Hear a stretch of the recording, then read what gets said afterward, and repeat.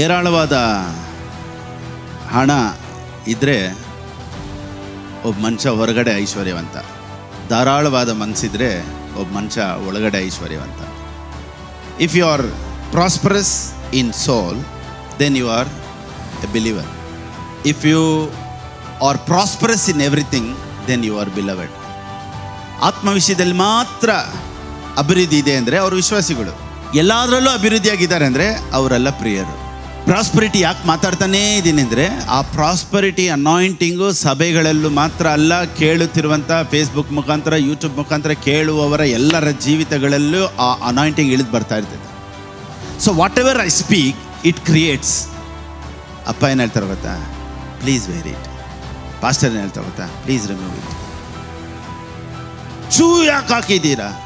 ಅಪ್ಪ ಹೇಳಿದ್ರು ಚಪ್ಪಲಿ ಹಾಕಪ್ಪ ಅಂತ. ಕಲರ್ ಬಟ್ಟೆ ಬೇಕಾ? ಲೆಗ್ಗಿನ್ಸ್ ಬೇಕಾ? ದೇವ್ರು ಹೇಳ್ತಾರೆ ಹೊಸ ಬಟ್ಟೆ ಹಾಕಿ. ಅವನು ನೋಡಿ, ಅಪ್ಪನಿಗೂ ಚಿಕ್ಕಪ್ಪನಿಗೂ ಇದೇ ವ್ಯತ್ಯಾಸ. ಆಶೀರ್ವದಿಸೋದು ದೇವರ ಚಿತ್ತ, ದೇವರಿಗೆ ಇಷ್ಟ. ಸರಿ, ಇವತ್ತು ನಮಗೆಲ್ಲ ಒಂದು ಪ್ರಶ್ನೆ, ಮತ್ತು ಯಾಕೆ ಪಾಸ್ಟರ್ ಲೈಫ್ ಹಿಂಗೆ ಇದೆ ಅನ್ನೋ ಪ್ರಶ್ನೆನೇ ಇವತ್ತೆಲ್ಲರಿಗೂ. ಸೊ ಇವತ್ತು ಅದ್ರ ಬಗ್ಗೆನೇ ನಾವು ನೋಡೋಣ. ಏರಾಳವಾದ ಹಣ ಇದ್ದರೆ ಒಬ್ಬ ಮನುಷ್ಯ ಹೊರಗಡೆ ಐಶ್ವರ್ಯವಂತ. ಧಾರಾಳವಾದ ಮನಸ್ಸಿದ್ರೆ ಒಬ್ಬ ಮನುಷ್ಯ ಒಳಗಡೆ ಐಶ್ವರ್ಯವಂತ.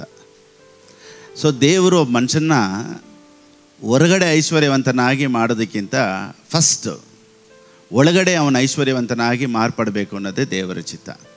ಸೊ ದೇವರು ಒಬ್ಬ ಮನುಷ್ಯನ ಹೊರ ಪರಿಸ್ಥಿತಿಗಳನ್ನು ಬದಲಾಯಿಸೋದಕ್ಕಿಂತ ಮುಂಚೆ ಒಳಗಡೆ ಅವನ ಮನಸ್ಸು, ಅವನ ಯೋಚನೆ ಎಲ್ಲವನ್ನು ಬದಲಾಯಿಸೋದಕ್ಕೆ ದೇವರು ಪ್ರಯತ್ನ ಪಡ್ತಾ ಇದ್ದಾರೆ. ಹೊರಗಡೆ ಒಬ್ಬ ಮನುಷ್ಯನನ್ನು ಬದಲಾಯಿಸದೆ ಹೊರಗಡೆ ಮಾತ್ರ ಪರಿಸ್ಥಿತಿಗಳು ಬದಲಾವಣೆ ಆಗಿಬಿಟ್ರೆ it will become a danger. ಅವನಿಗೆ ಬಹಳ ಅಪಾಯಕರವಾದದ್ದು ಅದು. ದೇವರು ನಮ್ಮನ್ನು ಆಶೀರ್ವದಿಸಬೇಕು ಅನ್ನೋದೇ ದೇವರ ಚಿತ್ತ. ದೇವರು ಯಾರ ಜೊತೆ ಎಲ್ಲ ಮಾತಾಡಿದ್ರೋ ಅಥವಾ ಯಾರೆಲ್ಲ ದೇವ್ರ ಜೊತೆ ಮಾತಾಡಿದ್ರೋ, ದೇ ವೇರ್ ಆಲ್ ರಿಚ್. ಅಬ್ರಾಮನು, ಈಸಾಕನು, ಯಾಕೋಬನು, ದಾವೀದನು, ಸೊಲೊಮೋನನು, ಇವರೆಲ್ಲ ನೋಡಿ ಎಲ್ಲ ಐಶ್ವರ್ಯವಂತರಾಗಿದ್ದರು. ಇವ್ರ ದುಡ್ಡು, ಇವ್ರ ಐಶ್ವರ್ಯ ಏನಾದರೂ ದೇವರು ಅವರೊಂದಿಗೆ ಮಾತನಾಡದ ಹಾಗೆ ತಡೆ ಮಾಡ್ತಾ, ಅಥವಾ ಇವರ ಐಶ್ವರ್ಯ ದೇವರೊಂದಿಗೆ ನಡೆಯೋದಕ್ಕೆ ತಡೆಯಾಗಿತ್ತಾ? ನೋವೇ. ನಾವು ಹೊಸ ಒಡಂಬಡಿಕೆಯಲ್ಲಿ ಒಂದೇ ಒಂದು ಬೆಗ್ಗರನ್ನ ಇಟ್ಕೊಂಡಿದ್ದೀವಿ, ಲಾಜರನು, ಭಿಕ್ಷೆಗಾರನು. ಈ ಒಂದು ಭಿಕ್ಷೆಗಾರನ ಇಟ್ಕೊಂಡೆ ಎಲ್ಲ ಕ್ರೈಸ್ತರನ್ನ ಭಿಕ್ಷೆಗಾರನಾಗಿ ಮಾಡಿಬಿಡ್ತಾ ಇದ್ದೀವಿ. ಸೊ ಅದೆಲ್ಲ ದೇವರ ಚಿತ್ತ. ಕಷ್ಟದಲ್ಲಿರೋರು, ಯಾಕಪ್ಪ ನನ್ನ ಲೈಫ್ ಹಿಂಗಿದೆ, ನನ್ನ ಪರಿಸ್ಥಿತಿಗಳು ಬದಲಾವಣೆ ಆಗೋದಿಲ್ವಾ ಅಂತ ಹೇಳಿದಕ್ಕೇ ದೇವರು ಈ ಲೋಕದಲ್ಲಿ ನಮ್ಮ ಪರಿಸ್ಥಿತಿಗಳನ್ನು ಬದಲಾಯಿಸೋದಕ್ಕೆ ಬಂದಿದ್ದು. ಎಷ್ಟು ಜನ ಹೌದು ಅಂತೀರಾ? ಒಂದು ಊರಲ್ಲಿ ಜನ ಕಷ್ಟಪಡ್ತಾ ಇರ್ತಾರೆ, ಅಥವಾ ಯಾರಾದರೂ ಅವ್ರನ್ನ ಬಂದ್ಬಿಟ್ಟು ಹೊಡೆದು, ಕಷ್ಟ ಕೊಟ್ಟು, ಹಿಂಸೆ ಕೊಟ್ಟು ಅವ್ರಿಗೆ ಭಾಳ ನೋವನ್ನು ಉಂಟು ಮಾಡಿದಾಗ ಆ ಊರಲ್ಲಿ ಅಥವಾ ಒಂದು ಗುಂಪು ಏನು ಹೇಳಿತು ಗೊತ್ತಾ? ಯಾರಾದರೂ ಬರಲ್ವಾ ನಮ್ಮನ್ನು ಕಾಪಾಡೋದಕ್ಕೆ? ಇನ್ನು ಕೆಲವರು ವಯಸ್ಸಾದವ್ರು ಯಾರಾದರೂ ಒಬ್ಬರು ಒಂದು ಅಜ್ಜಿಗೆ ಕೊಟ್ಬಿಡ್ತಾರೆ ಆ ರೋಲು. ಯಾರಾದರೂ ಒಬ್ಬನ ಬಂದೇ ಬರ್ತಾನೆ ಕಾಪಾಡೋದಕ್ಕೆ. ಆಗ ಹೀರೋ ಎಂಟ್ರಿ ಆಗ್ತಾರೆ. ಅದಕ್ಕೆ KGF 1, KGF 2 ಅಂತ ಇಟ್ಟುಬಿಡ್ತಾರೆ. ಸೊ ಅವಾಗ ತಾನೇ ಹೀರೋ ಎಂಟ್ರಿ. ಆ ರೀತಿ ನಮ್ಮ ಜೀವಿತದಲ್ಲಿ ಯಾರು ಇಲ್ವಾ ನಮ್ಮನ್ನು ಕಾಪಾಡೋದಕ್ಕೆ? ನನ್ನ ಲೈಫ್ ಈ ಥರ ಇದೆಯಲ್ಲ ಅಂದಾಗ ಯೇಸು ಎಂಟ್ರಿ ಕೊಟ್ಟರು. ನೋಡಿ, ಅಲ್ಲೇ ಬಂದು ನಮ್ಮ ಜೀವಿತಗಳನ್ನೆಲ್ಲ ಚೇಂಜ್ ಮಾಡೋದಕ್ಕೆ ಬಂದು ನಮಗಾಗಿ ಪ್ರಾಣ ಕೊಟ್ಟರು. ಇನ್ನೇನು ಬರೋ ವಾರದಲ್ಲಿ ನಾವು ಗುಡ್ ಫ್ರೈಡೇನೂ ಮಾತಾಡ್ತೀವಿ. ಶಿಲುಬೆಯಲ್ಲಿ ಒಂದು ಹೀರೋ ನಮಗಾಗಿ ಸತ್ತು ಪ್ರಾಣ ಕೊಟ್ಟು ನನ್ನನ್ನು, ನಿಮ್ಮನ್ನು ಬಿಡಿಸೋದಕ್ಕೆ ದೇವರು ಈ ಲೋಕಕ್ಕೆ ಇಳಿದು ಬಂದರು. ದ ಹೀರೋ ಎಂಟ್ರಿ ಬಂದಿದ್ದ ತಕ್ಷಣ ಎಲ್ಲ ಪರಿಸ್ಥಿತಿಗಳು ಚೇಂಜ್ ಆಗಲೇಬೇಕು. ಆಮೇಲೆ ಯಾರು ಇಲ್ವಾ ಕಾಪಾಡೋದಕ್ಕೆ? ಗೋ ಯೇಸು, ಗಾಡ್ ಸೇವ್ಸ್ ಯು. ಸೊ ಎಲ್ಲರೂ ಏನು ಅಂದ್ಕೊಂಡಿದ್ದಾರೆ ಅಂದರೆ, ಯೇಸು ಸ್ವಾಮಿ ಈ ಲೋಕಕ್ಕೆ ಬಂದದ್ದು ಎಲ್ಲರನ್ನೂ ಪರಲೋಕಕ್ಕೆ ಕರ್ಕೊಂಡು ಹೋಗೋದಕ್ಕೆ. ನೋ, ಪರಲೋಕದಲ್ಲಿರುವಂಥ ಆಶೀರ್ವಾದನ ಇಲ್ಲಿ ಕೊಡೋದಕ್ಕೇ ಯೇಸು ಸ್ವಾಮಿ ಲೋಕಕ್ಕೆ ಬಂದಿದ್ದು. Amen, amen. ಅದಕ್ಕೇ ಪ್ರಾರ್ಥನೆ ಈ ರೀತಿ ಇತ್ತು, ಪರಲೋಕದಲ್ಲಿ ನಿನ್ನ ಚಿತ್ತ ನೆರವೇರುವ ಹಾಗೆ ಭೂಲೋಕದಲ್ಲಿಯೂ ನೆರವೇರಲಿ. ಅಂದರೆ ಹೆವೆನ್ ಆನ್ ಅರ್ತ್. ಸೊ ಈ ಲೋಕ, ಈ ಜೀವನ, ನಮಗಿರುವಂಥ ಈ ಕ್ರಿಸ್ಟಿಯಾನಿಟಿ ಪರಲೋಕದ ಅನುಭವ ನಮಗಿರಬೇಕು. ಅದಕ್ಕೇ ಜಾಯ್, ಪೀಸ್, ಹೆಲ್ತ್, ವೆಲ್ತ್ ಎಲ್ಲ ಇನ್ಕ್ಲೂಡ್ ಆಗಿದ್ದೆ ಒಂದು ಪ್ಯಾಕೇಜ್.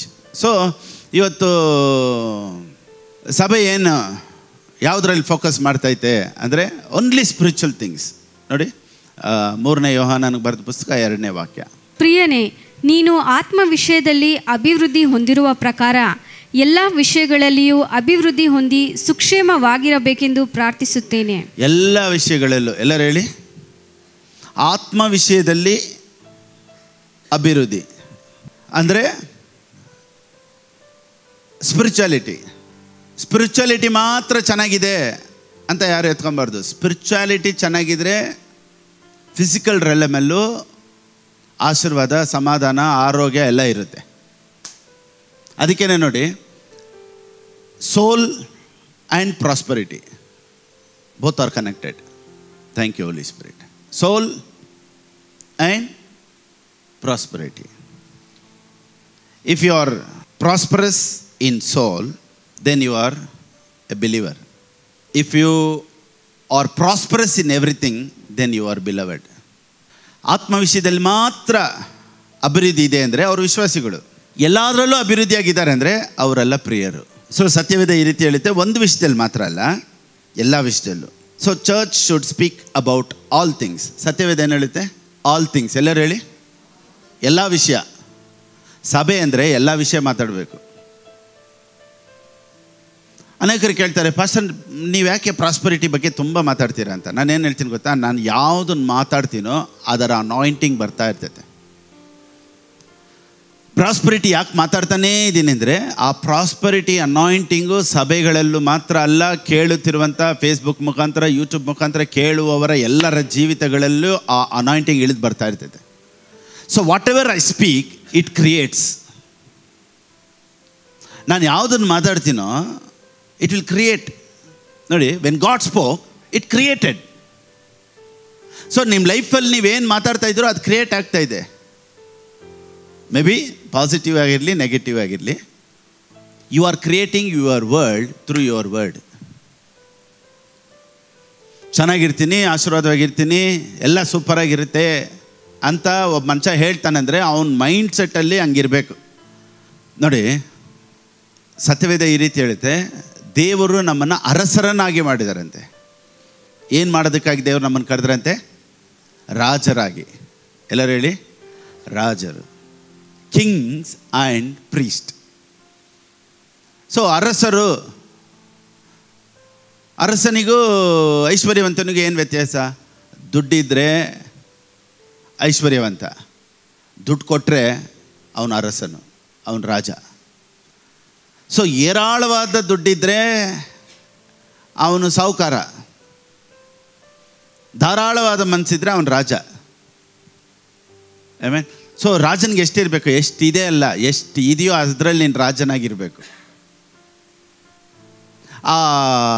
ಆ ಕೊಡೋ ಮೆಂಟ್ಯಾಲಿಟಿ, ಆ ಎತ್ತಿಡೋ ಮೆಂಟ್ಯಾಲಿಟಿ, ಇನ್ನೊಬ್ರು ಕೊಡಬೇಕು, ಇನ್ನೊಬ್ಬರು ಚೆನ್ನಾಗಿರಬೇಕು ಅನ್ನೋ ಯೋಚನೆ ಯಾವಾಗ ಮಾಡ್ತಾನೋ ಆವಾಗಲೇ ಅವನ ಹತ್ರ ಫ್ಲೋ ಬರೋದು, ಆವಾಗಲೇ ಅವನ ಹತ್ರ ಆಶೀರ್ವಾದ ಬರೋದು. ನೋಡಿ, ಕೆಲವರು ಕೇಳ್ತಾರೆ, ಅದೇನಕ್ಕೆ ಇರೋರ ಹತ್ರನೇ ದೇವ್ರು ಕೊಡ್ತಾರೆ? ಇವಾಗ ಇಲ್ಲದೆ ಇರೋರು ನೋಡಿ ಇನ್ನೂ ಕಷ್ಟದಲ್ಲೇ ಅವರೇ, ಇರೋರ ಹತ್ರ ನೋಡಿ ಬರ್ತಾನೆ ಇರ್ತೈತೆ. Magnet attracts iron. ಕಬ್ಣ ಮ್ಯಾಗ್ನೆಟ್ ಏನು ಮಾಡುತ್ತೆ? ಕಬ್ಣನ ಅಟ್ರಾಕ್ಟ್ ಮಾಡ್ತಾ ಇರ್ತೈತೆ. ಸೊ ಯಾರಿಗೆ ಕೊಡಬೇಕು, ಇನ್ನೊಬ್ರು ಚೆನ್ನಾಗಿರಬೇಕು ಅಂತ ಯೋಚನೆ ಮಾಡ್ತಾರೋ ಅವ್ರ ಹತ್ರ ವೆಲ್ತ್ ಅಟ್ರಾಕ್ಟ್ ಆಗ್ತಾ ಇರ್ತೈತೆ. ಸೊ ಯಾರು ಪ್ರಾಸ್ಪರಿಟಿ ಬಗ್ಗೆ ನಾನು ಓದ್ಸತ್ತೀನಿ ಹೇಳಿದೆ, ಮತ್ತೆ ತಿರ್ಗಾ ಹೇಳ್ತೀನಿ. ನೋಡಿ, ಯಾರು ಪ್ರಾಸ್ಪರಿಟಿಗೆ ಎದುರಾಗಿ ಮಾತಾಡ್ತಾರೋ ದೇ ಆರ್ ಸೆಲ್ಫಿಶ್ ಪೀಪಲ್. ಈ ರೀತಿ ಹೇಳ್ತೀನಿ ನೋಡಿ, ಒಂದು ಉದಾಹರಣೆ. ಈಗ ಒಂದು ಕಡೆ ಹೋಗ್ತೀರಾ, ಅಲ್ಲಿ ಬರೇ ಕಾಯಿಲೆ ಇರೋರೇ ಇದ್ದಾರೆ, ಬರೇ ಸಿಕ್ ಪೀಪಲ್, ಎಲ್ಲಿ ನೋಡಿದ್ರೂ ಬೇರೆ ಕಾಯಿಲೆ ಇರೋರೇ ಇದ್ದಾರೆ. ನಿಮ್ಮ ಮನೆಗೆ ಬರ್ತೀರಾ, ನಿಮ್ಮ ಮೈಂಡಲ್ಲಿ ಅದೇ ಬರ್ತೈತೆ. ಯಾರೆಲ್ಲ ಕಾಯಿಲೆಯಲ್ಲಿದ್ರೋ ನಿಮ್ಮ ಮೈಂಡಲ್ಲಿ ಅದೇ ಬರ್ತೈತೆ. ನೀವು ದೇವ್ರ ಹತ್ರ ಏನು ಪ್ರಾರ್ಥನೆ ಮಾಡ್ತೀರಾ? Lord give me the power of healing. ದೇವರೇ ನನಗೆ ಗುಣಪಡಿಸೋ ಒಂದು ಶಕ್ತಿ ಕೊಡು ದೇವರೇ. ನಾನು ಹೋಗಿ ಯೇಸುವಿನ ನಾಮದಲ್ಲಿ ಬಿ ಹೀಲ್ಡ್ ಅಂತ ಹೇಳಿ ಅವ್ರನ್ನ ಪ್ರೇಯರ್ ಮಾಡಿ ಎಬ್ಬರಿಸ್ಬೇಕು ಅಂತ ಆಸೆ ಬರುತ್ತಾ ಇಲ್ವಾ? ಆಮೇಲೆ ದೇವರೇ ನನಗೆ ಗುಣಪಡಿಸೋ ವರ ಕೊಡು ಅಂತ. ಕರೆಕ್ಟಾ? ಸೊ ದೇವರು ಗುಣಪಡಿಸೋ ವರ ಕೊಟ್ಟರೆ ಏನು ಮಾಡ್ತೀರಾ? ಹೋಗಿ ಗುಣಪಡಿಸ್ತೀರಾ ಅವನ. Heal in the name of Jesus. ಒಂದು ವೇಳೆ ದೇವರು ಡೆಡ್ ರೈಸಿಂಗ್ ಗಿಫ್ಟ್ ಕೊಟ್ಬಿಟ್ರೆ ನಿಮಗೆ, ಸತ್ತಿರೋರ್ನೆಲ್ಲ ಎಬ್ಬರಿಸ್ಬೇಕು ಅಂತ, ಏನು ಮಾಡ್ತೀರಾ? ನಿಮ್ಮೂರಲ್ಲಿ ಯಾರೋ ಸತ್ತೋದ್ರೆ ಏನು ಮಾಡ್ತೀರಾ? ಹೋಗಿ ಪ್ರೇಯರ್ ಮಾಡ್ತೀವಿ. ಸೊ ಊರಲ್ಲಿ ಒಬ್ಬರು ಸತ್ತೋದ್ರೆ ಆ ಗಿಫ್ಟ್ ಇಟ್ಕೊಂಡು ಎಬ್ಬರಿಸ್ತೀವಿ, right? So gift of healing, ದೇವ್ರು ಗುಣಪಡಿಸೋ ವರ ಕೊಟ್ಟರೆ ಕಾಯಿಲೆಯಲ್ಲಿರೋರನ್ನ ನೋಡಿ ಏನು ಮಾಡ್ತೀವಿ? ಗುಣಪಡಿಸಿ. ಒಂದು ವೇಳೆ ದೇವ್ರು ನಿಮ್ಗೆ ದುಡ್ಡು ಕೊಟ್ಟರೆ ಕಷ್ಟದಲ್ಲಿರೋರನ್ನೆಲ್ಲ ನೋಡ್ಬಿಟ್ಟು ಇವ್ರಿಗೇನಾದರೂ ಹೆಲ್ಪ್ ಮಾಡಬೇಕು ಅಂತ ಆಸೆ ಇಲ್ಲ? ಅದಕ್ಕೇ ಆಶೀರ್ವಾದ ಐಶ್ವರ್ಯನೂ ಮಾತಾಡ್ತಾ ಇರೋದು. ಯಾಕೋದ್ರ that is not for you, that is for others. ಆಮೇಲೆ ಈ ಮೆಂಟಾಲಿಟಿ ಇದೆಲ್ಲ ಅರ್ಥ ಆಗಿಬಿಟ್ರೆ, ಬೇಡಪ್ಪ Lord we for no more. ನಮ್ಮ ಪ್ರಾರ್ಥನೆ ಹೆಂಗಿರ್ತಿದೆ? We for and no more, ಸಾಕು ಅಂತ ಇರ್ತೀವಿ. ಯಾವಾಗ ಪ್ರಾಸ್ಪರಿಟಿ ನೋಡಿ, ಎಲ್ಲರೂ ಏನು ಹೇಳ್ತಾರೆ ಗೊತ್ತಾ?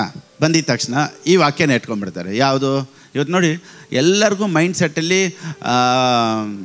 ಕರ್ನಾಟಕದಲ್ಲಿ ಇರೋ ಎಲ್ಲರಿಗೂ ಮೈಂಡ್ ಸೆಟ್ಟನ್ನು ಚೇಂಜ್ ಮಾಡೋದಕ್ಕೆ ದೇವ್ರು ನನ್ನನ್ನು ಇಟ್ಟಿದ್ದಾರೆ. ಫಸ್ಟ್ 1 ತಿಮೋಥೆಯನಿಗೆ ಬರೆದ ಪುಸ್ತಕ 6ನೇ ಅಧ್ಯಾಯ 6ನೇ ವಾಕ್ಯದಿಂದ ಓದೋಣ. ಈ ವಾಕ್ಯನೇ ಎಲ್ಲ ಕ್ರೈಸ್ತರು ಇಟ್ಕೊಂಡಿರೋ ವಾಕ್ಯ ಇದೆ. ಏನಂತ ಹೇಳ್ತಾರೆ? ನಮಗೆ ಅನ್ನ ವಸ್ತ್ರಗಳಿದ್ದರೆ ಸಾಕು. ಸಾಕು. ಕಂಟೆಂಟ್ ಅಂದರೆ ಏನು ಗೊತ್ತಾ? ಅನ್ನ ವಸ್ತ್ರಗಳಿದ್ದರೆ ಸಾಕು. ಎಲ್ಲರೂ ಹೇಳಿ. ಮತ್ತು ಇದಕ್ಕೇನು ಹೇಳ್ತೀರಾ ಪಾಸ್ಟರ್? ನಾನು ಅದನ್ನೇ ಹೇಳ್ತೀನಿ, be content in what you have. ಅನ್ನ ವಸ್ತ್ರಗಳಿದ್ದರೆ ನಿಮಗೆ ಸಾಕು, ಎಕ್ಸ್ಟ್ರಾ ಬರೋದಲ್ಲ ಬೇರೆಯವ್ರಿಗೆ ಬೇಕು. Be content in what you have. ನಿನಗಿರೋದ್ರಲ್ಲಿ ನೀನು ಖುಷಿಯಾಗಿರು. ಎಕ್ಸ್ಟ್ರಾ ದೇವರು ಎಕ್ಸ್ಟ್ರಾ ನಮ್ಮನ್ನು ಆಶ್ವಸ್ದಾಗ ನಾನು ಮತ್ತೊಬ್ರಿಗೆ ಮಾಡಬೇಕು, ಬೇರೊಬ್ರಿಗೆ ಮಾಡಬೇಕು ಅನ್ನೋ ಯೋಚನೆಗಳು ನಮ್ಮೊಳಗಡೆ ಇರಬೇಕು. Understanding God is better than seeing God. ಇವತ್ತೆಲ್ಲರಿಗೂ ದೇವ್ರನ್ನ ನೋಡಬೇಕು. ದೇವರೇ ನಿನ್ನನ್ನು ಒಂದು ಸತಿ ನಾನು ನೋಡಬೇಕು, ದೇವರೇ ನಿನ್ನ ಪ್ರಸನ್ನತೆಯನ್ನು ನೋಡಬೇಕು, ನಿನ್ನ ಮುಖ ನೋಡಬೇಕು, ನಿನ್ನ ಮಹಿಮೆನ ನೋಡಬೇಕು, ಗ್ಲೋರಿ ನೋಡಬೇಕು ಅಂತ ಎಷ್ಟೋ ಜನ ಫಾಸ್ಟಿಂಗಲ್ಲಿ ಕುಂತವ್ರು. ಇವಾಗಲೂ ನಾನೇನು ಹೇಳ್ತೀನಿ ಅಂದರೆ, ದೇವ್ರನ್ನ ನೋಡೋದಕ್ಕಿಂತ ದೇವ್ರು ಯಾರು ಅಂತ ಅರ್ಥ ಮಾಡ್ಕೊಳ್ಳೋದು ಭಾಳ ಭಾಳ ಒಳ್ಳೆಯದು. What is the heart of god? ದೇವರ ಮನಸ್ಸೇನು, ದೇವರ ಹೃದಯ ಏನು ನೋಡಿ. ಅದಕ್ಕೆ ನಾವು ಮೆಸೇಜನ್ನು ತಿರ್ಗಾ ಕೆಲವ್ರು ಹೇಳ್ತಾರೆ, ಪಾಸ್ಟರ್ ನಿಮ್ಮ ಮೆಸೇಜನ್ನು ಒಂದು ದಿನಕ್ಕೆ 4 ಸತಿ ಕೇಳ್ತೀನಿ, 5 ಸತಿ ಕೇಳ್ತೀನಿ. ಎಲ್ಲ ಡೌನ್ಲೋಡ್ ಮಾಡಿ ಇಟ್ಕೊಂಡವ್ರೆ.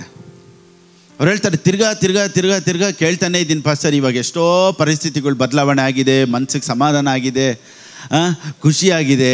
ಇವಾಗೆಲ್ಲ ಚೇಂಜಸ್ ನಾನು ನೋಡ್ತಾ ಇದ್ದೀನಿ. ನೋಡಿ ಯಾಕೆ ಗೊತ್ತಾ? ವಾಕ್ಯನ ಕೇಳ್ತಾ ನಾನು ದೇವ್ರನ್ನ ನೋಡಲ್ಲ, ದೇವ್ರು ಎಂಥವ್ರು ಅಂತ ನಮ್ಗೆ ಅರ್ಥ ಆಗ್ತಾಯಿದೆ. ಇದೇನಾ ದೇವರು ನಮ್ಗೆ ಹೇಳ್ಕೊಟ್ಟಿದ್ದಲ್ಲ, ತಪ್ಪಾಗಿ ಹೇಳ್ಕೊಟ್ಬಿಟ್ರಲ್ಲ.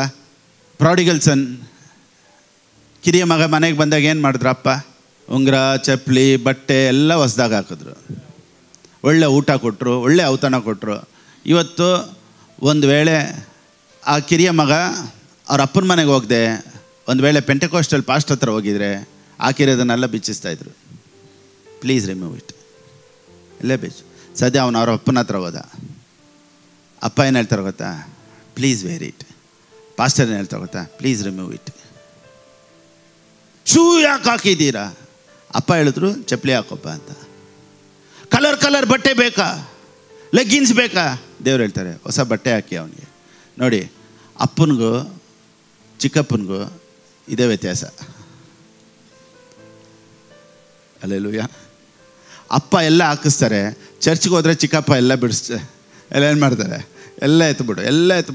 ಎಷ್ಟು ಹೋಲಿಯಾಗಿರಬೇಕು ಅಂದರೆ ನೀನು ಎಲ್ಲನೂ ಎತ್ಬಿಡಬೇಕು. ಇನ್ನು ಕೆಲವ್ರು ಏನು ಹೇಳ್ತಾರೆ ಅಂದರೆ, ದುಡ್ಡು ಬಂದಿದ್ದ ತಕ್ಷಣ ಒಬ್ಬ ಮನಸ್ಸು ಚೇಂಜ್ ಆಗಿಬಿಡುತ್ತೆ ಪಾಸ್ಟರ್, ಅವನು ಅವಾಗಲೇ ತಪ್ಪು ಮಾಡೋದು ಅಂತ ಕೆಲವ್ರು ಹೇಳ್ತಾರೆ. ಇವತ್ತು ನಾನೇನು ಹೇಳ್ತೀನಿ ಅಂದರೆ, ದುಡ್ಡು ಬಂದವನು ತಪ್ಪು ಮಾಡೋದಕ್ಕಿಂತ ದುಡ್ಡು ಬರದೇ ಇರೋನು ತಪ್ಪು ಮಾಡೋದೇ ಜಾಸ್ತಿ. ಈ ಸ್ಟೇಟ್ಮೆಂಟ್ನ ಬರೆದಿಟ್ಕೊಂಬಿಡಿ. ಸರಿ, ವಾಕ್ಯದಿಂದ ನೋಡೋಣ. The book of Proverbs chapter 30 verse 9. ಜ್ಞಾನೋಕ್ತಿಗಳು ಬರೆದ ಪುಸ್ತಕ 30ನೇ ಅಧ್ಯಾಯ 9ನೇ ವಾಕ್ಯ. ಹಾಗಾಗದೆ ಹೊಟ್ಟೆ ತುಂಬಿದವನಾದರೆ ಯೆಹೋವನು ಯಾರೋ ಎಂದು ನಿನ್ನನ್ನು ತಿರಸ್ಕರಿಸೇನು. ಬಡವನಾದರೆ ಕಳ್ಳತನ ಮಾಡಿ ತನ್ನ ಯಾರು ಕಳ್ಳತನ ಮಾಡೋದಂತೆ?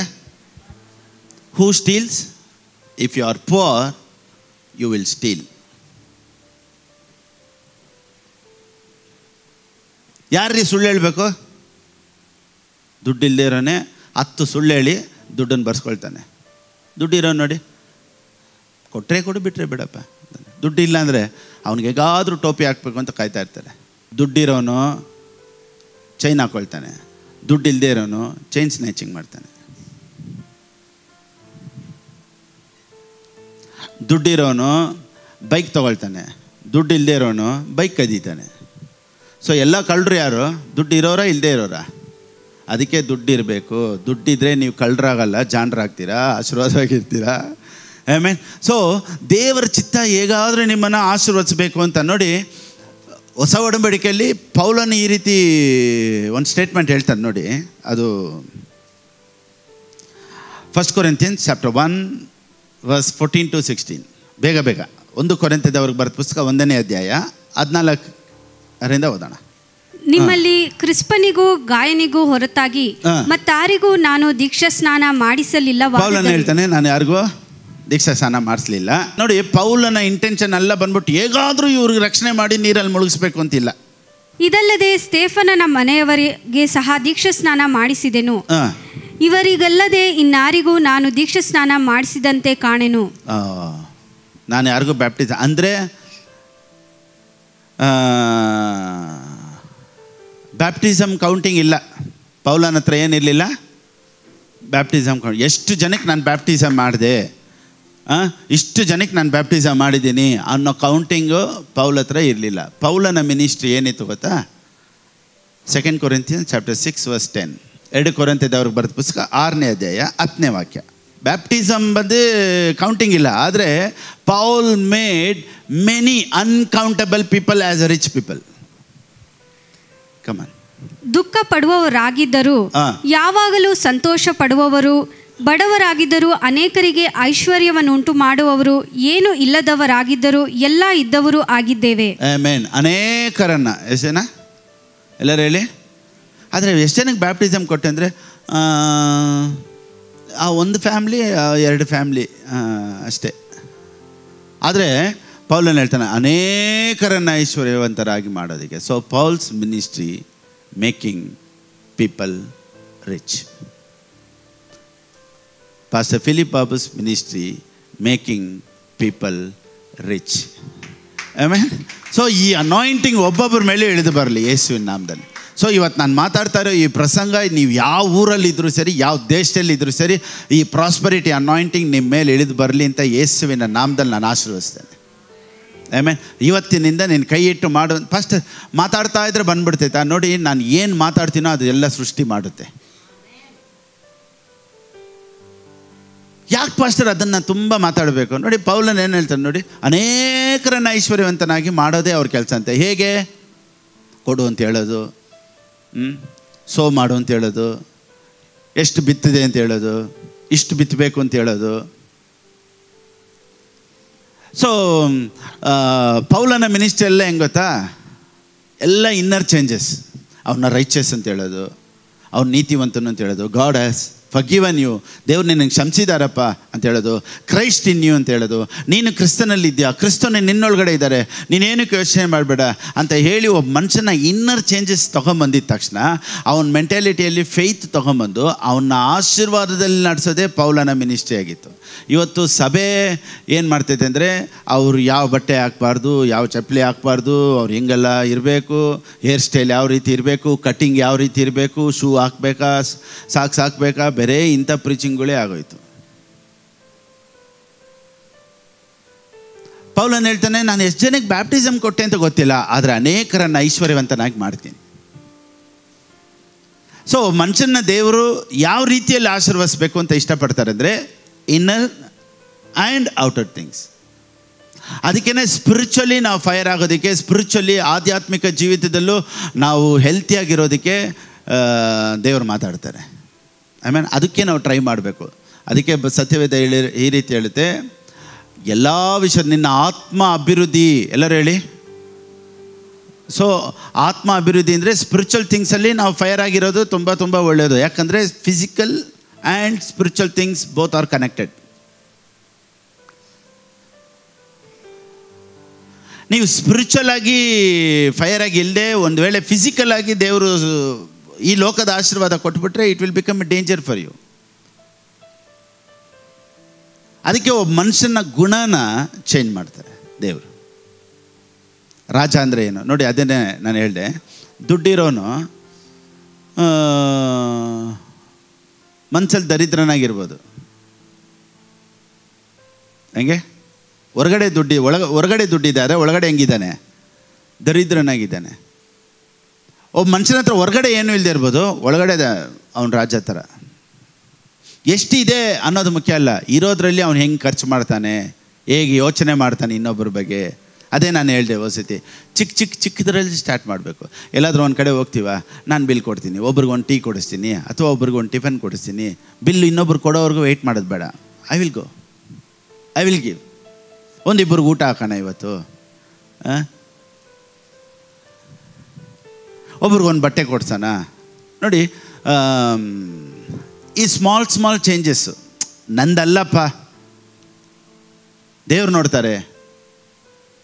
ಸೊ ಇದೆಲ್ಲ ಬಂದ್ಬಿಟ್ಟು ನೋಡಿ, ಫಸ್ಟ್ ಎಲ್ಲಿಂದ ಸ್ಟಾರ್ಟ್ ಆಗೋದಂದರೆ it all starts from tithe. ಯಾವಾಗ ನಾವು ಒಂದನ್ನು ಎತ್ತಿಡ್ತೀವೋ we are not connected for that. ಅಂದರೆ ಇದು ದೇವ್ರದ್ದು, ದೇವರೇ ನೀನೇಪ್ಪ ಎಲ್ಲ ಅಂತ ತೋರಿಸೋ ಜಾಗನೇ ಅಲ್ಲೇ. ಬೈಬಲಲ್ಲಿ ರಿಚ್ ಮ್ಯಾನ್ ಬಗ್ಗೆ ತುಂಬ ಇದೆ. ರಿಚ್ ಮ್ಯಾನ್, ಅದರ ಒಳಗಡೆ ದರಿದ್ರ. ಫಸ್ಟ್ ಇವತ್ತೊಂದು 3 ರಿಚ್ ಮ್ಯಾನ್ ಬಗ್ಗೆ ನೋಡೋಣ. ಓಕೆ, ಒಂದು 3 ಜನ. ಫಸ್ಟ್ ಲೂಕನಿಗೆ ಬರೆದ ಪುಸ್ತಕ 16ನೇ ಅಧ್ಯಾಯ 19ನೇ ವಾಕ್ಯ. The book of Luke chapter 16 verse 19. ಐಶ್ವರ್ಯವಂತನಾದ ಒಬ್ಬ ಮನುಷ್ಯನಿದ್ದನು. ಅವನು ಸಕಲಾತಿ ನಯವಾದ ನಾರುಮಡಿ ಮುಂತಾದ ವಸ್ತ್ರಗಳನ್ನು ಧರಿಸಿಕೊಂಡು ಪ್ರತಿದಿನವೂ ವೈಭವದೊಡನೆ ಸುಖ ಸಂತೋಷ ಪಡುತ್ತಿದ್ದನು. ಅವನ ಮನೆ ಬಾಗಿಲಲ್ಲಿ ಲಾಜರನೆಂಬ ಒಬ್ಬ ಭಿಕ್ಷುಗಾರನು ಬಿದ್ದುಕೊಂಡಿದ್ದನು. ನೋಡಿ, ಇಲ್ಲಿ ಐಶ್ವರ್ಯವಂತನ ಬಗ್ಗೆ ಮಾತಾಡುತ್ತೆ. ಡೇಕ್ಸ್ ಅನ್ನೋರು ಏನು ಹೇಳ್ತಾರೆ ಗೊತ್ತಾ? ಈ ಸ್ಟೋರಿಯಲ್ಲಿ ಏನು ಹೇಳ್ತಾರೆ ಅಂದರೆ, ಅವರು ಒಂದು ರಿಚ್ ಮ್ಯಾನು ಒಂದು ಬೆಗ್ಗರ್ ಅಲ್ವಾ. Actually their way 2 beggars. ಇವನು ಲಾಜರ್ನ ಇಲ್ಲಿ ಭಿಕ್ಷೆ ಎತ್ತಾ ಇದ್ದ, ಐಶ್ವರ್ಯವಂತ ಅಲ್ಲಿ ಹೋಗಿ ಭಿಕ್ಷೆ ಎತ್ತಾ ಇದ್ದ. ಸ್ವಲ್ಪ ನೀರು ಹೆಂಗೆ? ಸೊ ಈ ಐಶ್ವರ್ಯವಂತ ಹೊರಗಡೆ ಎಲ್ಲ ಇತ್ತು, but he was beggar in is heart. So ಇವತ್ತು ನಿಮ್ಮ ಹೃದಯದಲ್ಲಿ ನೀವು ರಾಜರಾಗಿರಬೇಕು. ಇವತ್ತು ನನ್ನ ಸಂದೇಶ, ನನ್ನ ಪ್ರಸಂಗ. You are a king, I am a king maker. ಆಮೇಲೆ ರೈಟ್.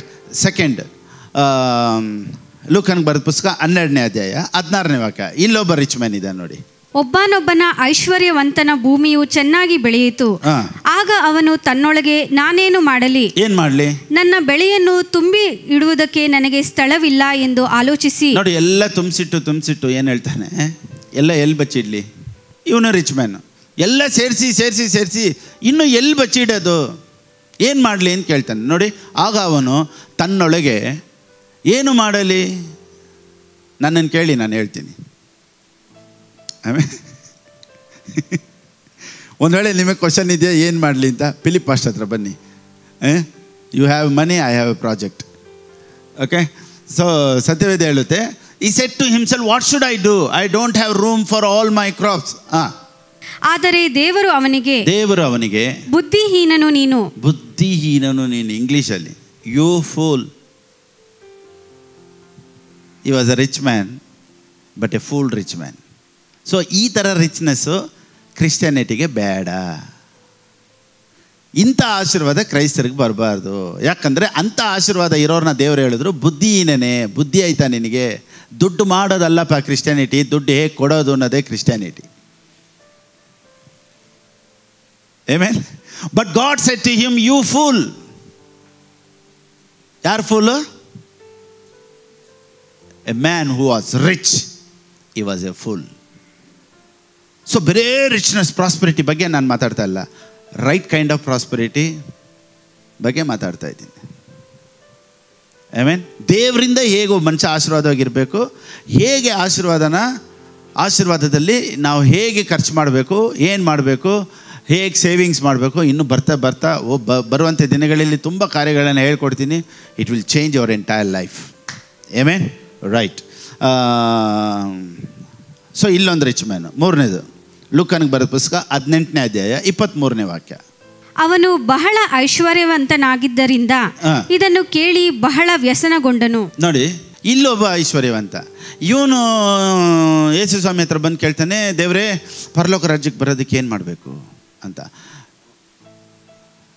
ದೇವ್ರು ಹೇಳ್ತಾರೆ, ನೋಡಪ್ಪ ಇದನ್ನು ಮಾಡಬೇಕು. ಅದಕ್ಕೆ ಅವನೇನು ಹೇಳ್ತಾನೆ, ನಾನು ಚಿಕ್ಕ ವಯಸ್ಸಿಂದ ಮಾಡಿದ್ದೀನಿ, I am perfect in everything. But he was not perfect in prosperity. ನೋಡಿ, ದೇವರು ಇವನಿಗೆ ಕೊಡು ಅಂತ ಹೇಳಿದ್ದು ಇವನ್ನ ಟೆಸ್ಟ್ ಮಾಡೋದಕ್ಕೆ, ಇವನು ಏನೂ ಇಲ್ಲದೆ ಇರೋ ಥರ ಮಾಡೋದಕ್ಕಲ್ಲ. ಒಂದೊಂದು ಚೆನ್ನಾಗಿ ತಿಳ್ಕೊಳ್ಳಿ, ಪೇತ್ರನು ಶಿಷ್ಯರೆಲ್ಲ ಹಿಂದೆ ಬರ್ಬೇಕಾರೆ ನಾನೆಲ್ಲ ಬಿಟ್ಬಿಟ್ಟು ಬಂದಿದ್ದೇನಲ್ಲ, ಏನು ಸಿಗುತ್ತೆ ಅಂತ ಕೇಳಿದ್ದಕ್ಕೆ ಯೇಸು ಸ್ವಾಮಿ ಏನು ಹೇಳಿದ್ರು? 100ರಷ್ಟು ಈ ಭೂಮಿಯಲ್ಲಿ ಸಿಗುತ್ತೆ ಅಂದರೆ, ಇವನು ಒಂದು ವೇಳೆ ಇವನು ಐಶ್ವರ್ಯ ಕೊಟ್ಟಿದ್ರೆ 100ರಷ್ಟು ಇನ್ನೂ ಐಶ್ವರ್ಯವಂತನಾಗಿರ್ತಾ ಇದ್ದ. ಆಮೇನ್. ಸೊ ಅದಕ್ಕೆ ಅವನೇನು ಹೇಳ್ತಾನೆ, ಅವನು ಬಹಳ ಐಶ್ವರ್ಯವಂತನಾದದರಿಂದ ಇದನ್ನು ಕೇಳಿ ಬಹಳ ವ್ಯಸನಗೊಂಡನು. ನೋಡಿ, ಇವರೆಲ್ಲ ರಿಚ್ ಪೀಪಲ್. ಇವಾಗ ನಾನು ಹೇಳಿನಲ್ಲ, ಇಷ್ಟು ಜನ ದೇ ವೇರ್ ಆಲ್ ರಿಚ್. ಇಂಥ ರಿಚ್ ಬಗ್ಗೆ ನಾನು ಮಾತಾಡ್ತಾ ಇಲ್ಲ. ಸೊ ದೇವರ ಲೆಕ್ಕದಲ್ಲಿ ನಾವು ಎಂಥ ಐಶ್ವರ್ಯವಂತರಾಗಿರಬೇಕು ಅನ್ನೋದೇ ತುಂಬ ತುಂಬ ಇಂಪಾರ್ಟೆಂಟ್. ಇಲ್ಲೊಂದು ಒಳಗಡೆ ಐಶ್ವರ್ಯವಂತರಾಗಿರೋರು ಒಬ್ಬರನ್ನ ನೋಡೋಣ. ಓಕೆ, ಮಾರ್ಕನ್ಗೆ ಬರೆದ ಪುಸ್ತಕ 12ನೇ ಅಧ್ಯಾಯ 41ರಿಂದ ಓದೋಣ. Jesus sat down near the collection box. ಯೇಸು ಸ್ವಾಮಿ ಒಂದು ಚರ್ಚಿಗೆ ಬಂದರೆ ಎಲ್ಲಿ ಕುಂತ್ಕೊಳ್ತಾರೆ? ಆರಾಧನೆ ಸುವಿಗೆ. ಯೇಸು ಸ್ವಾಮಿ ಒಂದು ವೇಳೆ ಇಲ್ಲಿದ್ದಿದ್ದರೆ ಪಾ ಏನು ವರ್ಷಿಪ್, ಕ್ಯಾ ಬಾತೆ, ಹಂಗೆಲ್ಲ ಹೇಳ್ತಾ ಇರಲಿಲ್ಲಂತೆ. ಅವ್ರು ಬಂದಿದ್ರೆ ವರ್ಷಿಪಲ್ಲಿ ಎಲ್ಲಿ ಕುಂತ್ಕೊಳ್ತಾ ಇದ್ರು ಗೊತ್ತಾ? ಆಫರಿಂಗ್ ಬ್ಯಾಗ್ ಎಲ್ಲಿದೆ ಇಲ್ಲಿರ್ತಾಯಿದ್ರು, ಸಂಜಯ್ ಪಕ್ಕದಲ್ಲಿ ಕುಂತಿರ್ತಾಯಿದ್ರು.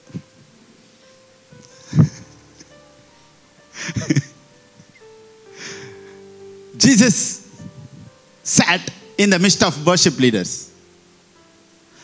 ಪ್ರಸಂಗ ಮಾಡಬೇಕಾದ್ರೆ ದೇವರು ಚಲಿಸುತ್ತಿದ್ದನು, ದೇವರು ಓಡಾಡ್ತಾ ಇದ್ರು. ಏನೂ ಇಲ್ಲ, ಕಾಣಿಕೆ ಟೈಮಲ್ಲಿ, ಕಾಣಿಕೆ ಎತ್ತೋ ಟೈಮಲ್ಲಿ ಅಲ್ಲಿ ಕುಂತ್ಕೊತಾ ಇದ್ರು. ಯಾಕಂದರೆ ಒಬ್ಬೊಬ್ಬರ ಮನಸ್ಸು ಏನೇನಿದೆ ಅಂದ್ಬಿಟ್ಟು ಅಲ್ಲೇ ಗೊತ್ತಾಗೋದು. ಕಮಾನ್. ನೋಡಿ, ಯಾವಾಗಲೂ ಒಂದು ಹೇಳ್ತೀನಿ ನೋಡಿ, ಯಾವಾಗ ನಂದಲ್ಲ ಎಲ್ಲ ದೇವ್ರದೇ ಅಂತ ಅವ್ರು ಯಾವಾಗ ಒಂದು ಭಾಗನ ಫಸ್ಟ್ ಎತ್ತಿಡ್ತಾರೋ ಅಲ್ಲೇ ಅವ್ರು ಸತ್ತೋದ್ರು ಹಣಕ್ಕೆ. ಆಮೇನ್. We should die for money first. ಅದು ನಂದಲ್ಲ, ಅದ್ರ ಮೇಲಿರೋ ಆಸೆ ಫಸ್ಟ್ ಹೋಗ್ಬಿಡ್ಬೇಕು, ಅವೆಲ್ಲ ನೀನು ಐಶ್ವರ್ಯವಂತನಾಗೋದು. ಎಷ್ಟು ಬಂದರೂ ಏನು ಮಾಡೋಣ, ಯಾರು ಕೊಡೋಣ, ಏನು ನೆಕ್ಸ್ಟ್ ಪ್ರಾಜೆಕ್ಟ್ ಮಾಡೋಣ ಅನ್ನೋ ಮೈಂಡ್ಸೆಟ್ ಬಂದರೆ ದುಡ್ಡನ್ನು ನೀವು ಹುಡುಕ್ಬೇಕಾಗಿದ್ದಿಲ್ಲ, ದುಡ್ಡು ನಿಮ್ಮನ್ನು ಹುಡುಕುತ್ತೆ. ಆಮೇನ್.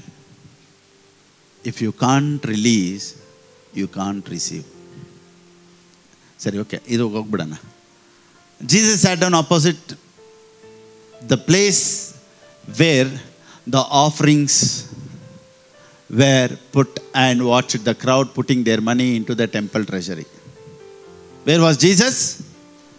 Opposite the offering bag. Amen.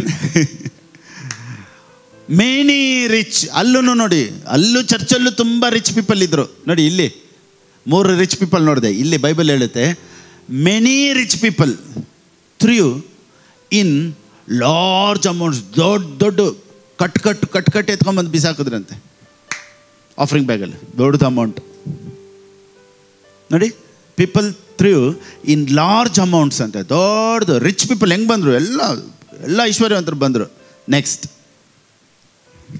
ಒಬ್ಬ ಬಡ ವಿಧವೆಯು ಬಂದು 2 ಕಾಸು ಅಂದರೆ 1 ದುಗ್ಗಾಣಿಯನ್ನು ಹಾಕಿದಳು.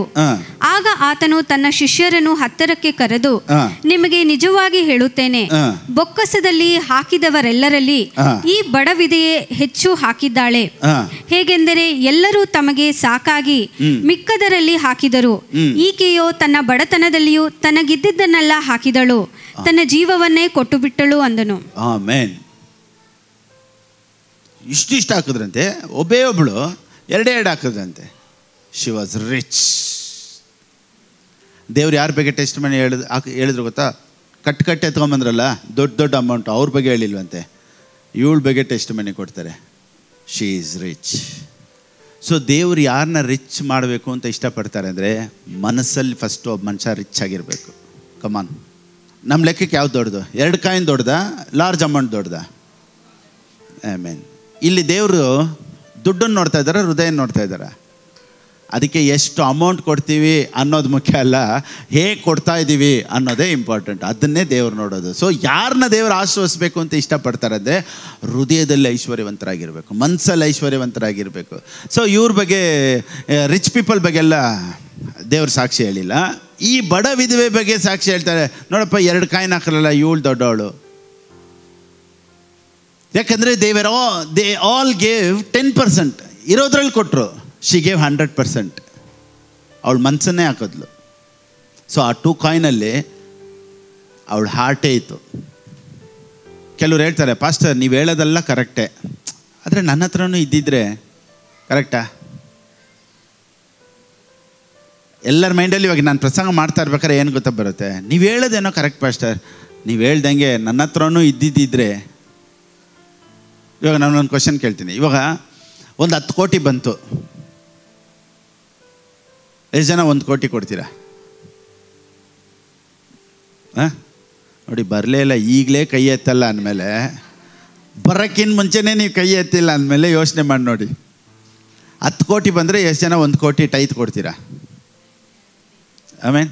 ಓಕೆ, ಈಗ ಒಂದು 10 ಲಕ್ಷ ಬಂತು, ಎಷ್ಟು ಜನ 1 ಲಕ್ಷ ಎತ್ತು ಕೊಡ್ತೀರಾ? ಆಮೇನ್. ರೈಟ್. ಸರಿ, ಈಗ 1 ಲಕ್ಷ ಬಂತು, ಎಷ್ಟು ಜನ ಒಂದು 10,000 ಎತ್ತಿಡ್ತೀರಾ?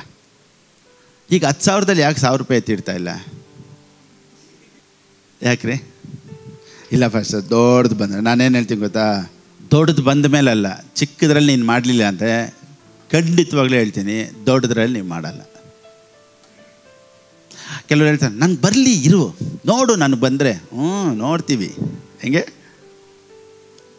ನೋಡಿ, ಮನೇಲಿ ಕುಂತ್ಕೊಂಡು ಮಾತಾಡೋದು ಈಸಿ. ಈಗ ಎಕ್ಸಾಂಪಲ್ ಈ ರೀತಿ ಹೇಳ್ತೀನಿ, ನಾನು ಇನ್ಮೇಲೆ ಕುಡಿಯಲ್ಲ ಅಂತ ಮನೇಲಿ ಕುಂತ್ಕೊಂಡು ಡಿಸೈಡ್ ಮಾಡಿಬಿಡ್ತಾರೆ. ಓಕೆನಾ? ಅವನ್ನ ಕರ್ಕೊಂಡೋಗಿ ಎಲ್ಲಿ ಬಿಡಬೇಕು ಅಂದರೆ ಬಾರ್ ಆ್ಯಂಡ್ ರೆಸ್ಟೋರೆಂಟಲ್ಲಿ ಬಿಡಬೇಕು. ಅವನು ಅಲ್ಲಿ ಡಿಸೈಡ್ ಮಾಡಿಬಿಟ್ಟು ನಾನು ಕುಡಿಯಲ್ಲ ಅಂತ ಆಚೆ ಬರ್ತಾನಲ್ಲ, ಅವನು ಡಿಸಿಷನ್ನು ತುಂಬ ಇಂಪಾರ್ಟೆಂಟ್. ಮನೆಯಲ್ಲಿ ಬೆಡ್ ಮೇಲೆ ಕುಂತ್ಕೊಂಡು ಡಿಸೈಡ್ ಮಾಡೋದು ಕಷ್ಟಕರವಾದದ್ದಲ್ಲ. ಬಾರ್ ಒಳಗೆ ಹೋಗಿನೂ ಕುಡಿದೇ ತಿರ್ಗಾ ಬರ್ತಾನೆ ನೋಡ್ದ, ಅದು ಡಿಸಿಷನ್ ಮೇಕಿಂಗ್. ಆ ರೀತಿ ಕಾಸು ಬಂದ ಮೇಲೆ ಡಿಸೈಡ್ ಮಾಡೋದಲ್ಲ, ಬರೋಕ್ಕಿಂತ ಮುಂಚೆನೇ ಡಿಸೈಡ್ ಮಾಡ್ತೀಯ ನೋಡ್ದ, ಅದು ಡಿಸಿಷನ್. ಇರೋದ್ರಲ್ಲಿ ಫಸ್ಟ್ ಎತ್ತಿಡ್ತೀವಿ ನೋಡ್ದ, ಕೋಟಿ ಬರೋದಕ್ಕಿಂತ ಮುಂಚೆನೇ 1,000 ರೂಪಾಯಿ ನಾವು ನಂಬಿಗಸ್ತರಾಗಿರ್ತೀವಲ್ಲ, ಅದು ಇಂಪಾರ್ಟೆಂಟ್. ಕೆಲವ್ರು ಹೇಳ್ತಾರೆ, ಪಾಸ್ಟರ್ ನನ್ನ ಹತ್ರ ಮಾತ್ರ 1 ಲಕ್ಷ ಇದ್ದಿದ್ದಿದ್ರೆ, ಇದ್ದಾಗೆಲ್ಲ ಏನು ಮಾಡ್ತಾಯಿದ್ರಿ? ನನ್ನ ಹತ್ರ ಮಾತ್ರ 1 ಕೋಟಿ ಬಂದುಬಿಟ್ರೆ ಪಾಸ್ಟರ್ ಫಸ್ಟ್ ನಿಮ್ಮ ಹತ್ರನೇ ಬರೋದು. ನಾನು ಹೇಳ್ತೀನಿ, ಖಂಡಿತವಾಗ್ಲೂ ನೀವು ಬರೋಲ್ಲ. ಯಾಕೆ ಗೊತ್ತಾ? ನೀನು 500 ರೂಪಾಯಿ ಎತ್ಕೊಂಡೇ ಬರೋಲ್ಲ, 1,000 ರೂಪಾಯಿ ಎತ್ಕೊಂಡೇ ಬರೋಲ್ಲ. ನೀನು ಬ್ಯಾಗಲ್ಲಿ 1 ಕೋಟಿ ಎತ್ಕೊಂಡು ನನ್ನ ಹತ್ರ ಬರ್ತೀಯಾ? No way. ಅದಕ್ಕೇ ಕೋಟಿ ಬರೋದಕ್ಕಿಂತ ಮುಂಚೆ 1,000ದಲ್ಲಿ ನೀನು ರೆಡಿ ಆಗಿಬಿಡು. ಏಮೇನ್? 1,000ಕ್ಕೆ ರೆಡಿ ಆಗು, 1 ಲಕ್ಷಕ್ಕೆ ದೇವ್ರು ನೀನು ರೆಡಿ ಮಾಡ್ತಾರೆ, ಕೋಟಿಗೆ ನೀನು ರೆಡಿ ಮಾಡ್ತಾರೆ. ಒಂದನ್ನು ಮಾತ್ರ ನಾನು ಚೆನ್ನಾಗಿ ತಿಳ್ಕೊಬೇಕು, ಈ 1 ಲಕ್ಷ ಕೋಟಿ ಬರೋದೆಲ್ಲನೂ ದೇವರಿಂದ ತಾನೆ. ದೇವರೇ ತಾನೆ ಒಬ್ಬ ಮನುಷ್ಯನ ಆಶೀರ್ವದಿಸೋದು. ಸೊ ಎಲ್ಲ ಆಶೀರ್ವಾದಗಳು ನೀನೇಪ್ಪ ಕೊಡೋದು ಅನ್ನೋದು ನಮ್ಮ ಮೈಂಡ್ ಸೆಟ್ಟಿಗೆ ಯಾವಾಗ ಬರುತ್ತೋ ಆವಾಗಲೇ ನಾವು ಇಂಥ ಕೆಲಸಗಳೆಲ್ಲ ನಾವು ಮಾಡೋದು. ನಮ್ಮ ಹತ್ರ ಬಂದಿದ್ದಕ್ಕೆ ತಾನೇ ನಾವು ಇಷ್ಟು ಯೋಚನೆ ಮಾಡ್ತೀವಿ, ಎತ್ತಿಡೋದಾ ಬೇಡವಾ, ಕೊಡೋದಾ ಬೇಡವಾ. ನಿನಗೆ ಬರಲೇ ಇಲ್ಲ ಅಂದರೆ ಈ ಟೆನ್ಷನ್ನೇ ಇಲ್ವಲ್ಲ, ಯಾವ್ದು ಬೆಟ್ರ್ ಅಂತೀರಾ? ಬಂದ ಮೇಲೆ ಕೊಡೋದಾ ಬೇಡವಾ ಅಂತ ಕಷ್ಟಪಡೋದಕ್ಕಿಂತ ಬರಲೇ ಇಲ್ಲಪ್ಪ, ಯಾವುದು ಉತ್ತಮ? ನೀವ್ಯಾವ್ದು ಚೂಸ್ ಮಾಡ್ತೀರಾ? ಸೊ ನಾವು ಯಾವುದರಲ್ಲಿ ತುಂಬ ಕಷ್ಟಪಡ್ತೀವೋ ಅಂಥ ಕಷ್ಟ ದೇವ್ರು ನಮಗೆ ಕೊಡಲ್ಲ. ಚೆನ್ನಾಗಿ ಯೋಚನೆ ಮಾಡಿ. ಯಾವುದು ನಮ್ಗೆ ತುಂಬ ಕಷ್ಟ ಆಗ್ತಾಯಿತ್ತೋ ದೇವ್ರು ಅಂಥ ಕಷ್ಟ ನಿಮ್ಗೆ ಕೊಡ್ತಾ ಇಲ್ಲ. ಯಾಕಂದ್ರೆ ನಿನ್ನ ಕಷ್ಟ ಬಂದುಬಿಡ್ತೀನಿ, ನೀನು ತುಂಬ ಕಷ್ಟಪಡ್ತೀಯ ಕಾಸು ಬಂದರೆ, ಅದಕ್ಕೆ ದೇವ್ರು ನಿನಗೆ ಕಷ್ಟನೇ ಕೊಡದೆ, ಏನು ನಿನ್ನ ಕೈಯಲ್ಲಿ ಬರದೇ ಇರೋ ಥರ ದೇವ್ರು ನೋಡ್ಕೊಳ್ತಾ ಇದ್ದಾರೆ. ಆಲೆ ಲೂಯ ಕಮಾನ್, ಕರಗಳನ್ನು ತಟ್ಟಿ ದೇವ್ರ ನಮ್ಮನ್ನು ಮಹಿಮೆ ಪಡಿಸೋನು.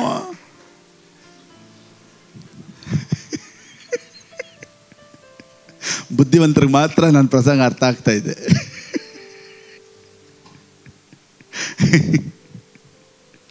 ಓಕೆ, ಸೊ ಒಳಗಡೆ ಒಬ್ಬ ಮನುಷ್ಯ ಚೇಂಜ್ ಆಗಬೇಕು. ಎಲ್ಲರೂ ಹೇಳಿ.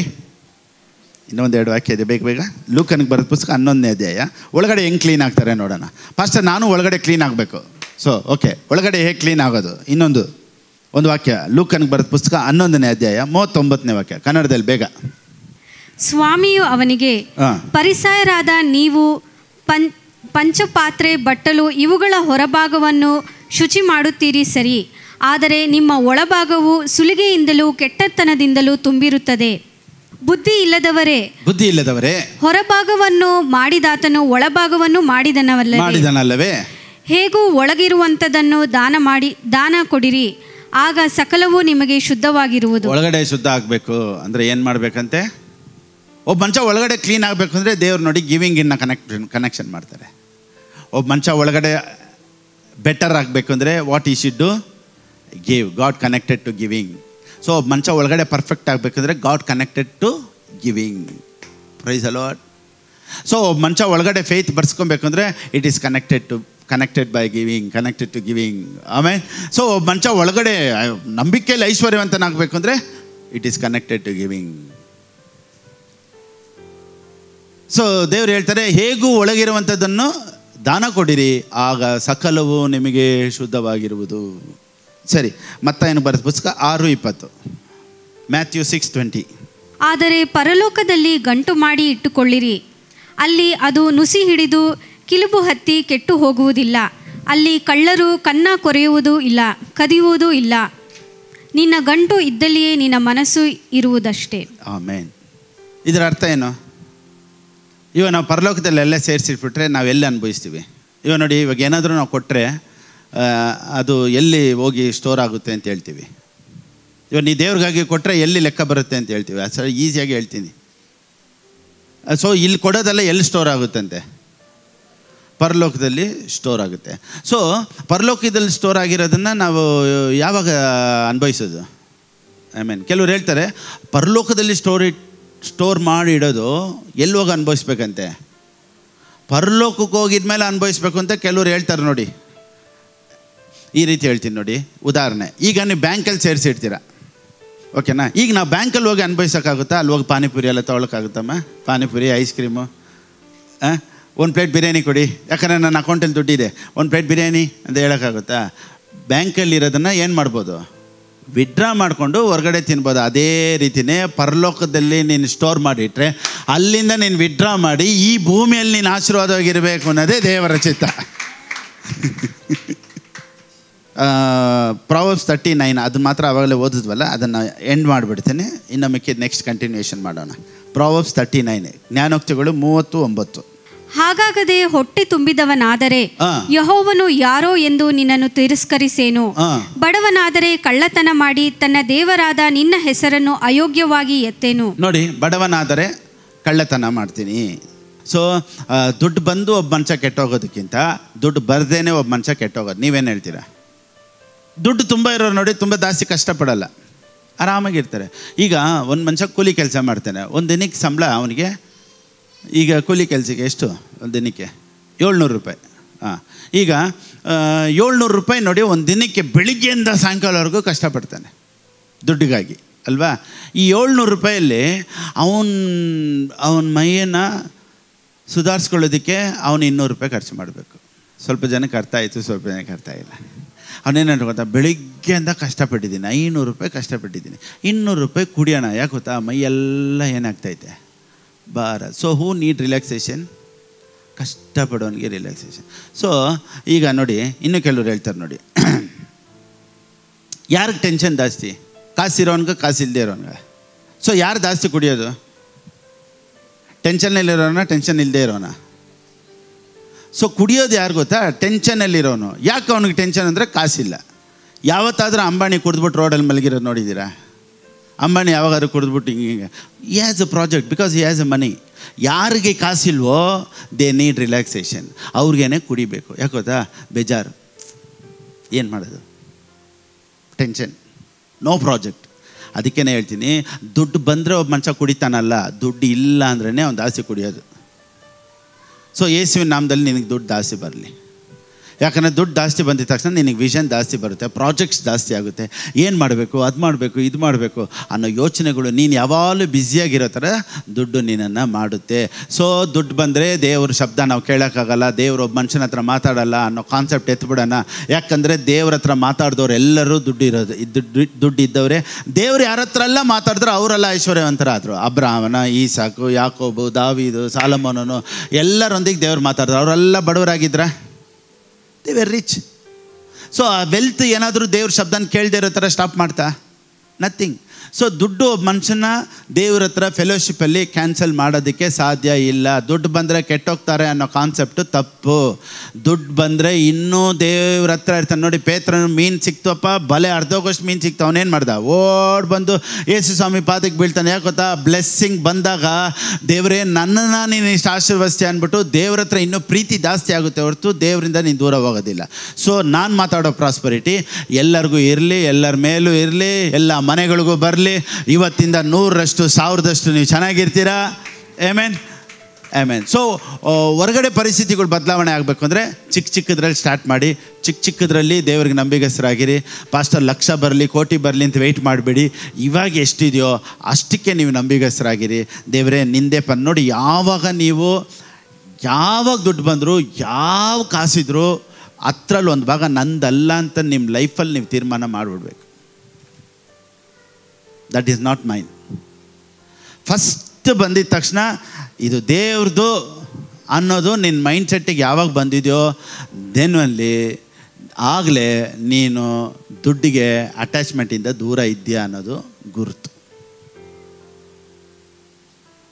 ಯಾವಾಗ ಬಂದ್ರೂ ಒಂದು ಭಾಗ ನಂದಲ್ಲ ಅನ್ನೋ ಕಾನ್ಸೆಪ್ಟ್ ನಿನ್ನ ಲೈಫಲ್ಲಿ ಯಾವಾಗ ಬಂದ್ಬಿಡುತ್ತೋ ಆಗಲೇ ಯು ಆರ್ ಎಲಿಜಿಬಿಲಿಟಿ ಅಂದರೆ ನೆಕ್ಸ್ಟ್ ಇನ್ನೊಂದು ಪ್ರಮೋಷನ್ಗೆ ಯು ಆರ್ ಎಲಿಜಿಬಲ್ ಅನ್ನೋದು ಸ್ಪಿರಿಚುವಲ್ ಆಗಿ ಕಂಡುಹಿಡಿಯೋದಕ್ಕೆ ಸಾಧ್ಯ. So that is basic. ಟೈತ್ ಅನ್ನೋದು ಬೇಸಿಕ್ ಥಿಂಗ್. ಅದಕ್ಕಿಂತ ಹೆಚ್ಚಾಗಿ ದೇವ್ರು ಸಡನ್ನಿಗೆ 20% ಕೊಡು ಅಂತಾರೆ, ಅಥವಾ ಈ ಸೇವೆ ಕೊಡು ಅಂತಾರೆ. ಸಡನ್ನಿಗೆ ನಿನ್ನ ಹತ್ರ ಇರೋದು ಕೊಡು ಅಂತಾರೆ. ಕೆಲವೊಂದು ಸತಿ ದೇವ್ರು ಗಾಡಿ ಕೊಡು ಅಂತಾರೆ. ಕೆಲವರಿಗೆ ದೇವ್ರು ಹೇಳ್ತಾರೆ ಈ ಬಟ್ಟೆ ಅವನು ಕೊಡು ಅಂತ ಹೇಳ್ತಾರೆ. ಅಥವಾ ಒಂದು ಮನೇಲಿ ಒಂದು TV ಇದ್ದರೆ, ಒಂದು ವಸ್ತು ಇದ್ದರೆ ದೇವ್ರು ಹೇಳ್ತಾರೆ ಅದು ಅವನು ಕೊಡು ಅಂತಾರೆ. ನೋಡಿ, ಅದೆಲ್ಲ ಲೆಡ್ ಬೈ ಸ್ಪಿರಿಟ್. ಆಮೇಲೆ ಫಸ್ಟ್ ಆಫ್ ಆಲ್ ನೀನು ಒಂದು ಭಾಗದಲ್ಲೇ 10%ಅಲ್ಲೇ ನೀನು ಇನ್ನೂ ಕರೆಕ್ಷನ್ ಆಗಿಲ್ಲ ಅಂದಮೇಲೆ ಇನ್ನೂ ತುಂಬ ಕಲಿಬೇಕಾಗಿರೋದು ಇದೆ. ಸೊ ಪ್ರಾಸ್ಪರಿಟಿ ಬರಬೇಕು ಅಂದರೆ ಫಸ್ಟು ಹತ್ತರಲ್ಲಿ ಒಂದು ಭಾಗನ ಎತ್ತಿಡೋದಕ್ಕೆ ನಾವು ಫಸ್ಟು ನಮ್ಮನ್ನು ಟ್ರೈನಪ್ ಮಾಡ್ಕೊಳ್ಳೋಣ. ಯಾಕೆ ಗೊತ್ತಾ? ಹೊರಗಡೆ ಪರಿಸ್ಥಿತಿಗಳನ್ನು ದೇವರು ಬದಲಾವಣೆ ಮಾಡೋದಕ್ಕಿಂತ ಮುಂಚೆ ಒಳಗಡೆ ಪರಿಸ್ಥಿತಿಗಳನ್ನು ಚೇಂಜ್ ಮಾಡ್ತಾರೆ. ಸೊ ಒಳಗಡೆ ನೀನು ರಾಜನಾಗಿರಬೇಕು. ನೋಡಿ, ನೆನ್ನೆನೂ ಒಬ್ಬರು ನನಗೆ ಹಾಸನಿಂದ ಫೋನ್ ಮಾಡಿದ್ರು. ಅವ್ರು ಹೇಳ್ತಾರೆ, ಪಾಸ್ಟರ್ ನಿಜವಾಗ್ಲೂ ನನಗೆ ನಂಬಿಕೆ ಕೊಡೋದು ಇದ್ರ ಬಗ್ಗೆ ಎಲ್ಲ ಗೊತ್ತಿಲ್ಲ, ಆದರೆ ಹೆಂಗೆ ಕೊಡಬೇಕು, ಯಾವ ರೀತಿ ಕೊಡಬೇಕು, ಯಾರು ಕೊಡಬೇಕು, ಇದೆಲ್ಲ ನೀವು ಹೇಳ್ದಾಗಿಂದನೇ ಈಗ ನನ್ನ ಮನಸ್ಸು ಕೊಡಬೇಕು ಅನ್ನೋದು ಬಂದಿದೆ. ನಂಬಿಕೆ ಅನ್ನೋದು ಇವಾಗ ತಾನೇ ಬೆಳೀತಾ ಇದೆ. ಸೊ ನನಗೆ ನೀವು ಕೊಡಬೇಕು ಅನ್ನೋದು ಕಲಿಸ್ಕೊಟ್ಟಿದ್ದಕ್ಕಾಗಿ ಥ್ಯಾಂಕ್ಸ್ ಅಂತ ಹೇಳಿದ್ರು. ಆಮೇಲೆ ಏನಕ್ಕೆ ಹೇಗೆ ಕೊಡಬೇಕು, ಕೊಡಲೇಬೇಕು ಅನ್ನೋದು. ಏನೋ ಬಂದರೆ ಕೊಡ್ತಾಯಿದ್ವಿ, ಇಲ್ಲಾಂದರೆ ಇಲ್ಲ, ಆ ರೀತಿಯೇ ಇದ್ವಿ, ಆದರೆ ಹಿಂಗೆ ಇರಬೇಕು ಅನ್ನೋದನ್ನೆಲ್ಲ ನೀವು ಇಷ್ಟು ಕ್ಲೀನಾಗಿ ನಮ್ಗೆ ಹೇಳ್ಕೊಟ್ಟಿದ್ದಕ್ಕಾಗಿ ಥ್ಯಾಂಕ್ ಯು ಪಾಸ್ಟರ್ ಅಂತ ಹೇಳಿದ್ರು. ಆಮೇಲೆ ಕೊಡಲೇಬೇಕು ಅಂತ ಹೇಳಿದ್ರೆ ಒಂದು ಗ್ರೂಪಿಗೆ ಟೆನ್ಷನ್ ಆಗುತ್ತೆ, ಬಿಡಿ, ಅದು ಬೇಡ.